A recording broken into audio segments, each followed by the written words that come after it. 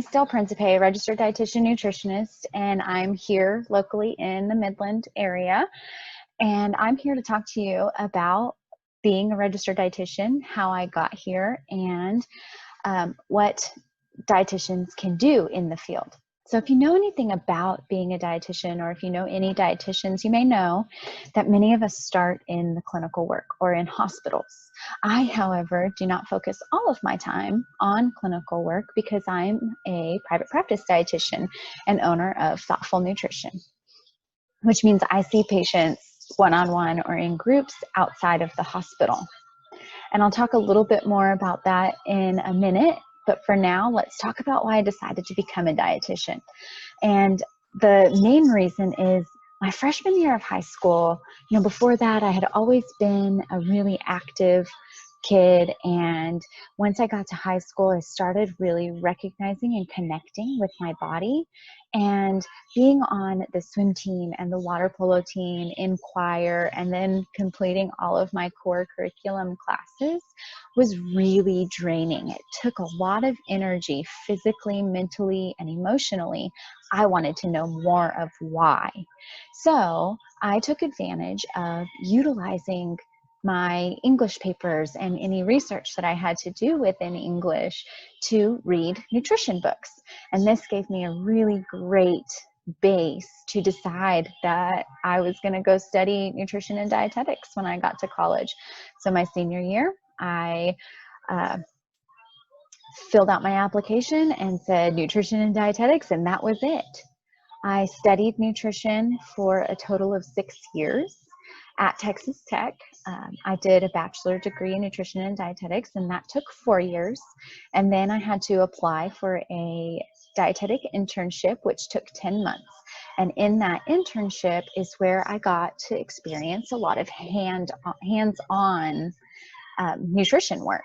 I rotated with many dietitians in the area, from the VA to the Odessa Hospital and the Midland Hospital, to the dialysis centers, and even some private practice. And then after my internship, I completed my master's degree. And so that took a total of 2 years. So there's about 6 years in there. And now I am continuously learning. Because of my certification and my registration, I have to keep up a certain number of continued education hours, which this means that I have to do trainings and readings and participate in discussions around nutrition to meet those hours. And I am actually currently working on a specialized certification to be able to nutritionally counsel individuals with eating disorders. And this is called a CEDRD, or Certified Eating Disorder Dietitian, registered dietitian, excuse me. And I'm super excited to be continuously learning because I love learning and I love figuring out how I can help people with their nutrition and better their life. Sorry, fly. So I want to talk a little bit about the opportunities you have as a dietitian. There are 3 main categories of what a dietitian can do or be. And those 3 categories are clinical, counseling, and food service. So I'll talk a little bit about each. First is clinical. And a clinical dietitian is a dietitian who works in a hospital or in a nursing home or in a rehab hospital, or even on a specific floor within the hospital, like the NICU. So in the hospital, for general purposes, a dietitian sits in an office and goes through all the lists of the patients and looks and see what their nutrition scores are, so that they can either go counsel them, or if they're nutritionally sound, they don't have to counsel with them. Or they get sometimes, sorry, this fly is really bugging me. But anyway, the dietitian in the hospital can get a referral from a doctor to go counsel a patient. And this is usually done in about 5 or 10 minutes. There's not a lot of contact. And but what's really good about working in the hospital, first thing, is that we get to experience what nutrition does in terms of diseases like diabetes or heart disease or kidney disease, and the effects that come out, positive and or negative, as far as nutrition goes. And then working in a nursing home is more specialized to working with the elderly population. So making sure that they're nutritionally sound for doing their activities of daily living. And then the rehab hospital, so if you get into a bad car accident or get a bad burn that lands you in the hospital, or you have to have surgery on a body part that affects your mobility, a dietitian is part of that team in the rehab hospital to make sure that you are getting the nutrition you need to heal appropriately and be nutritionally sound. And then just a little bit on the specific floors of the hospital. So let's take the NICU, for example. There is a dietitian specifically for the NICU to make sure that those premature babies are able to continue to grow and develop with adequate nutrition. So our second main category is counseling. And there are many subcategories. I'll list a few. So there can be an outpatient dietitian to counsel patients one-on-one or in groups. They get to physically sit with or visit with over a virtual platform. But they also, just like the inpatient dietitian in the hospital, the outpatient dietitian still deals with, but has more time to discuss and help the individual with heart disease, kidney disease, diabetes, and even some general health and wellness tips, and to educate people more on how food affects their bodies. Another counseling option is a dialysis dietitian. So I keep referring to kidney disease. Dialysis is when kidney disease gets to an advanced state and you have to be on a specific medicine and support. And there's a dietitian who knows everything there is to know almost about the kidneys and what nutrition looks like to help preserve the function of the kidneys. And within this, I wanted to point out that there are actually dietitians who work with transplant teams. So if you know someone or have heard of someone getting a heart transplant or a kidney transplant, there's a dietitian, again, specifically for that organ to help the patient figure out the best nutrition for keeping that organ stable in its new environment. Another counseling option is entrepreneurs, and this is where I fall. I'm an entrepreneur. I get to make my schedule, find my own clients, teach classes based on my knowledge and my certifications, and I get to speak to individuals like you all and about nutrition and what a dietitian is and what a dietitian can do. The only downside is that I have to make my own connections with providers. So I have to actually connect with doctors and counselors and therapists to have them send me clients. Unlike in the hospital, an outpatient dietitian gets referrals from within the hospital. So then last on the counseling spectrum, I wanted to point out that there are also sports dietitians. So if you're an athlete or into sports, there are dietitians who are on the same staff as the collegiate sports teams, and even the professional sports teams have dietitians on their staff. And the role of the dietitian here is to make sure that the athletes are eating adequately and nutritionally soundly so that they can perform at their best.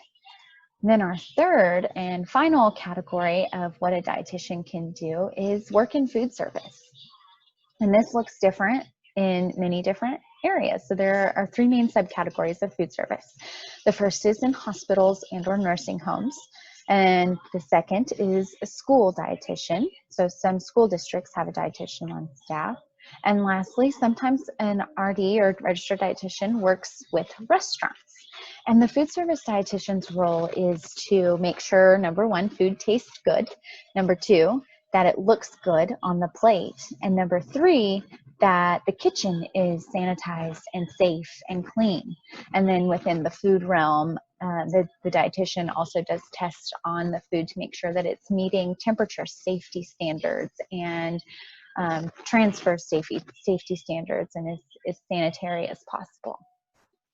So that was a little bit about, or maybe a lot of it, about what a dietitian can do or what you can do as a dietitian. My favorite thing about my job is that I get to make my own schedule. I stay home with my kids, and it's important for me to be able to balance the work and life. And I can also work from pretty much anywhere as long as I have internet connection. And this is because I see my clients right now virtually like this on Zoom, and I can do communication over the phone or a secure messaging app. Now, my least favorite part of the job is that it's very ebb and flow. So in some months of the year, I may have tons of clients or patients. And then in other months of the year, it's very slow and I don't have very many clients or patients. And so I just have to figure out that balance of when I have a lot of clients on the schedule, to maybe take a step back from training so that I can spend more time with my family. And then when I have less clients, then I can focus more on trainings. Another thing that I'm not super fond of about my job is that while I am mostly a private practice dietitian, an entrepreneur dietitian, I am also a clinical dietitian. I work at one of the rehab hospitals here in town, and I do that just on an as-needed basis.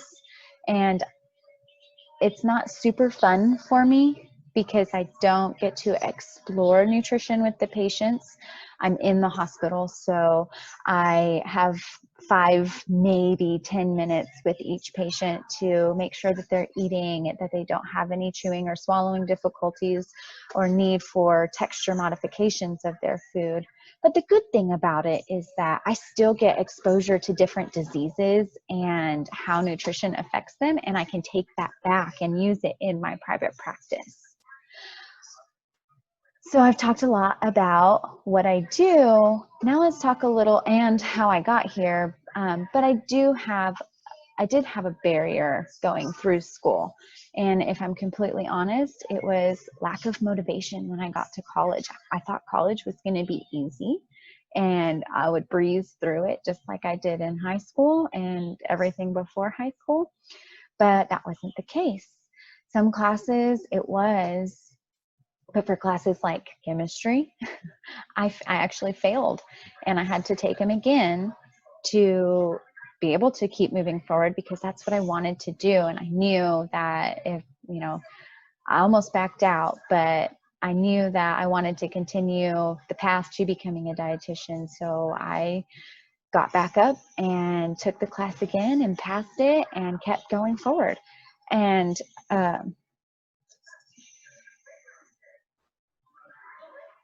I just wanted to point out that it does take a lot of work in college to get to where you want to be, whether you're becoming a dietitian or not.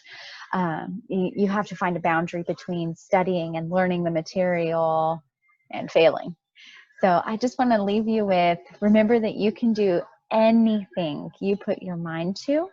And during school, find a study buddy. No matter what your degree is, or if you are going into a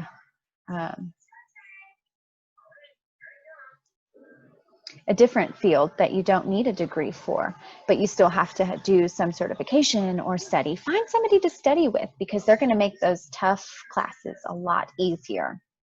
So if you do choose nutrition to become a registered dietitian, I highly encourage you to reach out to local dietitians to see if you can shadow them for a day or a couple of hours before you decide that nutrition may be your thing.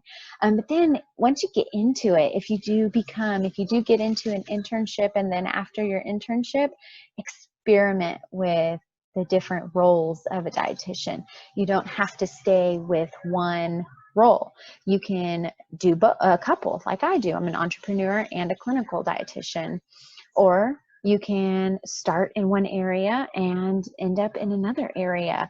It just depends on what your passion is and what you want to teach, because there's so much that a dietitian can teach. So I've really enjoyed being able to share this with you all, and appreciate the opportunity to let you know what a dietitian is and what you could do as a dietitian.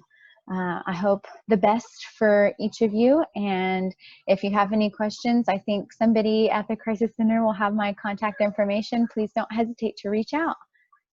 Hopefully I'll talk to you soon. Bye.